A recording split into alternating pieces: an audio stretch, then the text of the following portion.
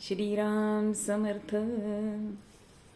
आपण 2 दिवस पूर्वी बघितले की चातुर्मासामध्ये व्रतवैकल्य करायची असतात. मग व्रत म्हणजे काय हो? तर व्रत म्हणजे संकल्प. व्रताचे आचरण करणाऱ्याला व्रतक किंवा व्रती असं म्हटलं जातं. व्रत ही एक तपश्चर्या आहे. व्रतात कष्ट असतात, वक्तशीरपणा असतो आणि संयमी वृत्तीसुद्धा असते. आपल्या हिंदू संस्कृतीने व्रत हा धर्माचा प्राण मानला आहे. व्रताने मनुष्याचा आत्मा हा शुद्ध होतो. शास्त्रामध्ये व्रताचे 2 प्रकार सांगितले. एक काम्य व्रत आणि एक दुसरे म्हणजे नित्यव्रत. मनात काहीतरी हेतू बाळगून केले जाणारे व्रत ह्याला काम्य व्रत असं म्हटलं जातं. आणि ज्यामध्ये केवळ भक्ती आणि देवावरचे अगाध प्रेम आहे असे व्रत म्हणजे नित्यव्रत.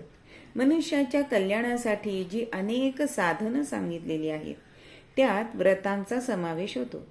नित्यव्रते आयुष्य मर्यादेपर्यंत असतात, तर काम्य आणि नैमित्तिक व्रते विशिष्ट कालावधीपुरती असतात. म्हणजे चातुर्मासात किंवा कोणी श्रावण मासामध्ये अशी ही व्रत करतात, त्याला नैमित्तिक व्रत असं म्हटलं जातं. व्रतांचा परिणाम जरी सावकाश झाला तरी तो आरोग्याला अतिशय उत्तम असा आहे. त्यांनी आरोग्य सुधारतं. म्हणून व्रत ही मास, पक्ष, तिथी, वार, नक्षत्र असे बघून आणि देवाचा सहयोग ह्याच्यामध्ये ठेवली जातात. म्हणून व्रताला प्रारंभ जेव्हा आपण करतो तेव्हा आपण संकल्प करून करतो. दुसरं असं हेतू की चातुर्मासात पाऊस पडत असतो.